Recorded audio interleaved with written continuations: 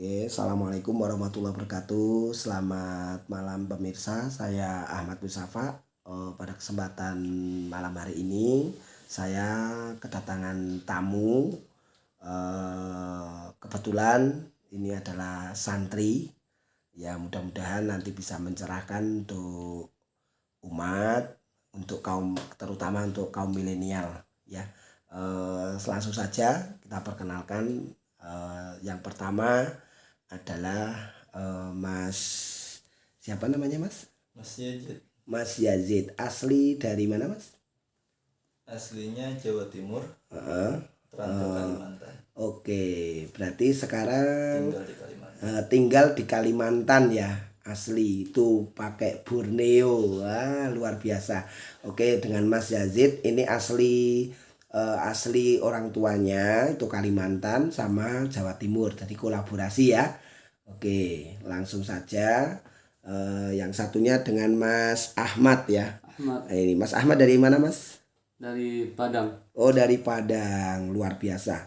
Baik, langsung saja pertanyaan untuk pada kesempatan malam hari ini saya akan memberikan pertanyaan kepada saudara kita, santri kita, Mas Yazid ya. Mas Yazid. Ya, Mas Yazid dulu. Oke. Mas Yazid, bagaimana kondisi menurut Mas Yazid, kondisi sekarang Indonesia itu seperti apa? Menurut pandangannya Mas Yazid. Ya, Dari segi apa ini? ya dari segi keamanan atau mungkin ke depannya untuk anak cucu kita. Kira-kira seperti apa? Aduh, Allah Muhammad. Ya. Pengen harapannya kalau kan ini jelang Pilpres ya, memilih calon seorang pemimpin. Kira-kira kriteria aja apalah, kriteria apa saja yang menjadi calon pemimpin Indonesia itu yang seperti apa menurut Mas Yazid gitu aja lah. Ya, kriteria menurut saya ya seperti presiden kita yang pertama kali, seperti tentara gitu, karena Ya. ada jiwa-jiwa kemiliteran, kepemimpinan untuk memimpin suatu negara.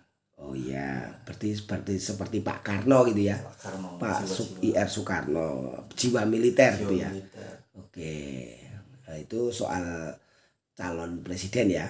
Oke, terus kriteria yang kedua mungkin Mas Ahmad bisa memberikan gambaran. Kalau tadi kan kalau tidak minimal jiwa kemiliteran, artinya sudah punya wawasan kepemimpinan gitu ya. Kalau menurut Mas Yazid, kriteria yang kedua apa? Calon seorang pemimpin negeri ini yang supaya menjadi negara yang baldatun thayyibatun ya, warobun ghafur. Yang bagaimana kira-kira kriteria pemimpinnya? Ya sama saja dengan Mas Yazid kurang lebih. Oh, kurang lebihnya Sama. punya latar belakang militer gitu ya. Oke. Oke, itu oke. Mungkin kalau dari segi pandangan Islam menurut Mas Yazid apa kriteria, kan dulu kalau para khulafaur rasyidin itu kan punya kriteria ketika menggantikan Rasulullah itu yang seperti apa? Kira-kira dari 4 sahabat Abu Bakar, Umar, Utsman dan Ali itu beliau-beliau itu memiliki karakter seperti apa sebagai seorang pemimpin atau sebagai seorang khalifah? Karakternya Ya. kurang lebihnya ya, pertama sifat sidik, Sidik, jujur ya. jujur, Ya, apa adanya gitu ya. apa adanya, jujur, Antara ucapan dan perbuatan itu sama. sama. Oke.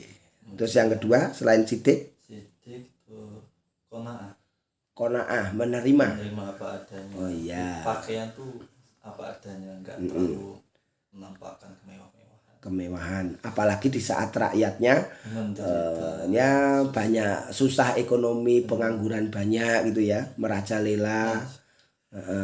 Terus berarti qanaah, sidik, terus apalagi Mas? Terus Allah Muhammad, sifat bermasyarakat sih. Ya. Berarti kan zaman dahulu ada siapa, khalifah siapa yang malam-malam Sayyidina Umar. Sayyidina Umar keliling ke masyarakatnya, ke kampung-kampungnya. Ternyata ada malam-malam ada anak menangis, kelaparan, Ya. diintip, ternyata belum makan. Mm-mm. Akhirnya Khalifah Umar datang ke rumahnya untuk mengambil gandum, diantarkan ke rumah si anak yang menangis tadi, dimasakkan, dikualinya. Ya, ya, ya. Seperti itu. Ya, kurang lebih. Yang artinya yang tahu kondisi masyarakat dan memahami kebutuhan masyarakat. Benar. Itu ya. Oke, berarti kesimpulannya bahwa dari santriwan ini Mas Yazid Borneo dari Kalimantan itu mengharapkan punya pemimpin, satu punya jiwa kemiliteran, artinya biar Indonesia itu tahan ya, ketahanan keamanan itu betul-betul terjamin dari Sabang sampai Merauke, termasuk yang slogan NKRI harga mati itu tidak hanya slogan saja tapi betul-betul eksekusinya, itu ya Mas ya. Benar. Oke, satu itu. Terus yang kedua tadi kriteria seorang pemimpin atau presiden itu minimal punya sifat sidik, artinya jujur, tidak artinya jujur itu antara apa yang diucapkan dengan yang perbuatannya itu sinkron, artinya sama gitu ya. Oke. Terus yang ketiga bermasyarakat, artinya dia merangkul masyarakat supaya rakyatnya itu betul-betul kesejahteraan itu betul-betul diperhatikan, gitu ya Mas ya. Oke. Terus kira-kira Mas untuk yang selanjutnya, ini kan sekarang yang lagi hangat itu kan soal pembangunan ibu kota Nusantara yang ada di Kalimantan ya, Kalimantan Timur. Nah ini kebetulan dengan Mas Yazid ini kan boleh dikatakan panglima santrinya milenial ya, Mas Yazid ini dari Borneo Kalimantan. Coba oke, menurut pandangan Mas Yazid seperti apa sebagai warga Kalimantan? Coba pandangan Anda soal ibu kota Nusantara atau IKN. Apakah punya harapan saya pengen Kalimantan ibu kota itu pindah di Kalimantan, atau seperti apa, atau yang penting rakyat itu diperhatikan dulu, kesejahteraan, kemakmuran, keadilan, lalu apa mungkin menurut pandangan Mas Yazid seperti apa yang paling prioritas utama saat ini dan yang akan datang? Kalau untuk pindah tuh kalau bisa tuh ya jangan dulu lah. Maksudnya tuh fokus memikirkan masyarakat terlebih dahulu, kesejahteraan masyarakat. Kalau gimana ya, karena masih banyak masyarakat yang kecil yang di desa-desa tuh kekurangan dalam segi, apalagi di dunia pendidikan ya. dunia pendidikan. Mungkin kalau bagaimana kondisi pendidikan terutama di Kalimantan daerah pinggiran seperti apa Mas? Yang Mas Yazid mungkin paham jalannya seperti apa, atau mungkin infrastrukturnya seperti apa? Jalannya ya kebanyakan masih kayak ada yang berlubang juga sih, tapi udah kebanyakan udah dikasih batu tapi belum diaspal. Oh batu ya. Oke. Berarti untuk mengenai pembangunan ibu kota Nusantara itu menurut Mas Yazid harapannya untuk tidak dulu ya. Karena melihat APBN ya, anggaran pendapatan belanja negara kan masih untuk bayar hutang saja masih, Masya Allah, ya, banyak kali. Ya. Anda kan juga pindah ke Kalimantan, sedangkan Kalimantan adalah jantungnya dunia, paru-paru dunia ya. Hutannya hijau. Kalau misalnya pindah ke sana otomatis nanti hutan-hutan ditebang. Jadi seperti Kalimantan, seperti Jakarta, banjir terus. Oh iya, betul. Oke, berarti untuk mengenai soal intinya mengenai soal ibu kota Nusantara yang pindah dari Jakarta ke apa itu ke Kalimantan Timur, ke Kartanegara ya. Nah itu menurut Mas Yazid sebagai santri milenial dari Kalimantan itu tidak mengharapkan terlalu berlebihan. Seandainya nanti kalau Allah berkehendak misalkan kok itu disetujui, yaitu wallahu alam. Tapi untuk saat ini berharap IKN tetap untuk tidak dibangun dulu, gitu ya. Karena melihat kondisi alam supaya tidak rusak ya. Mungkin yang sebelum IKN proyek ini berlangsung, kondisi Kalimantan itu seperti apa Mas? Misalkan mungkin soal batu bara, karena kemarin kan ada dua panglima ya, antara Panglima Jilah dan Panglima Pajaji. Kalau menurut Panglima Pajaji itu katanya untuk Kalimantan itu sudah hampir rusak akibat pertambangan batu bara. Apakah betul? Betul. Seperti di daerah mana itu Mas? Kalimantan Selatan juga banyak tambang. Wilayah mana itu? Kabupaten atau kota? Di wilayah Kota Baru, terus di wilayah mana ya? Tapin. Kemudian daerah satu lagi mana saya lupa.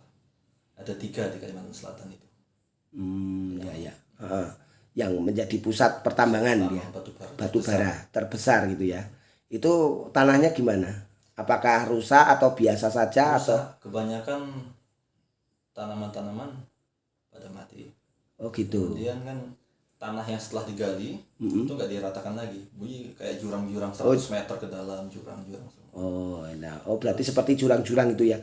Berarti hampir mungkin gambarannya seperti Panglima Pajaji saat mengomentari peristiwa tambang emas di Papua gitu ya, yang alamnya rusak gitu ya. Benar, memang rusak. Memang seperti itu. Memang rusak. Oke. Baik, terima kasih Mas Yazid sebagai santriwan milenial ya, Panglima Santri ini punya harapan untuk ibu kota Nusantara itu terutama di Kalimantan untuk ditunda terlebih dahulu. Itu ya menurut Mas Yazid ya? Ya, benar. Oke, karena kondisi APBN yang mungkin karena dampak pandemi COVID-19 sehingga ekonomi rakyat itu masih memprihatinkan, apalagi anak baru masuk sekolah itu semuanya penuh biaya. Nah itu harapannya agar IKN itu ditunda terlebih dahulu. Itulah menurut gambaran santriwan milenial dari Kalimantan, Mas Yazid ya. Oke, untuk yang terakhir tadi untuk kriteria seorang pemimpin, tadi saya ulangi, kriteria seorang calon pemimpin itu 1, qanaah, menerima apa adanya gitu ya. Terus yang kedua yaitu sidik, jujur gitu. Nah perlu saya tambahkan ya Mas, jadi yang ketiga itu saya menambahkan kalau tidak minimal itu cerdas.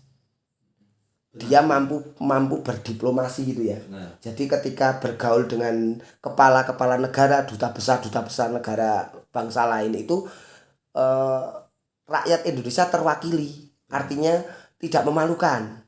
Jangan sampai seorang kepala negara tidak mampu misalkan bahasa Inggris dan seterusnya. Walaupun itu mungkin bahasa Inggris itu bukan jadi tupoksinya ya. Tapi minimal ketika bergaul dengan bangsa lain itu pinter. Ya artinya cerdas gitu ya. Cerdas. Berarti apa itu kalau bahasa Arabnya ya?